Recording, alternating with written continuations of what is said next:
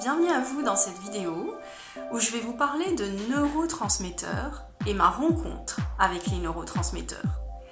Mais avant de commencer, si vous ne savez pas ce que c'est qu'un neurotransmetteur, un petit rappel s'impose. Dans le mot neurotransmetteur, il y a neuro qui fait allusion à neurone et puis transmetteur qui signifie transmettre l'information. Un neurone est constitué d'un noyau central, des dendrites et un axone. Alors là-dedans, l'information circule grâce à l'influx nerveux qui est de l'électricité.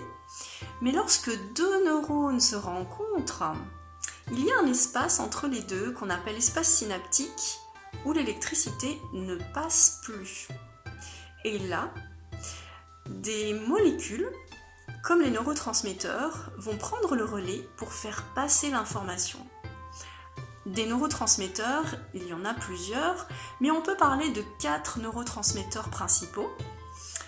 Par exemple, la dopamine, qui nous donne de la motivation et nous pousse à l'action, ou alors l'acétylcholine, qui est le neurotransmetteur de la créativité et de la communication, ou alors la sérotonine, qui est le neurotransmetteur du plaisir et du bien-être.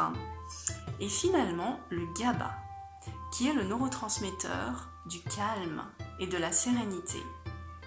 Ce qui est intéressant, c'est que ces neurotransmetteurs vont définir la chimie de notre cerveau et vont définir aussi notre humeur, notre caractère, nos capacités intellectuelles et même vont influer sur notre état physique.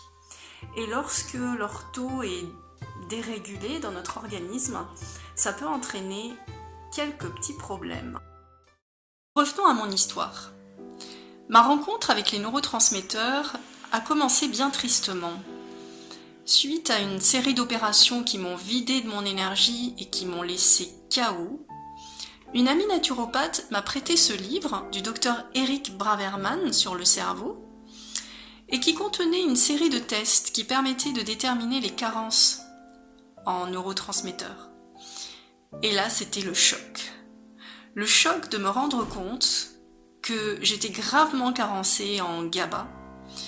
Et en effet, je ressentais une série de symptômes que je négligeais complètement, à côté de choses beaucoup plus graves, mais il était temps de s'en occuper.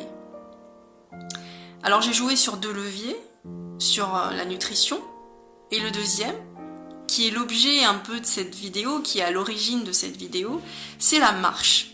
La marche en pleine nature. Marcher régulièrement en pleine nature permet d'augmenter la sécrétion et la fabrication de GABA dans notre organisme. Alors j'ai dû changer mes habitudes et voyez ce qui se passe. Avant, mon sport préféré, c'était le lever de bouquin sur le canapé. Ouah, ouah. Et les jours où j'étais un peu plus en forme, je rajoutais quelques exercices pour le haut.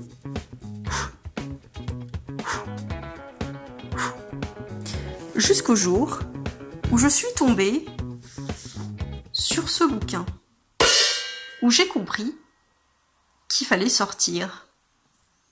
Un petit bonsaï, ça suffit pas pour se sentir dehors?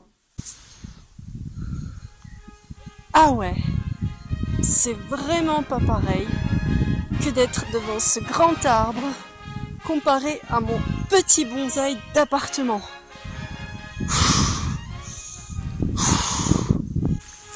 Voilà donc l'endroit que j'ai choisi pour venir marcher tous les jours et produire du GABA. Et petit à petit, j'ai même accéléré le rythme.